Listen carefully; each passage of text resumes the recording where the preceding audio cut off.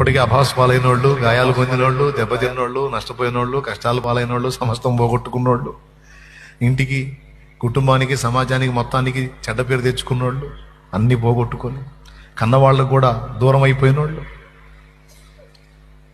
తొందరపాటు అడుగులేసి బ్రదర్, భర్త దగ్గర పిల్లలు,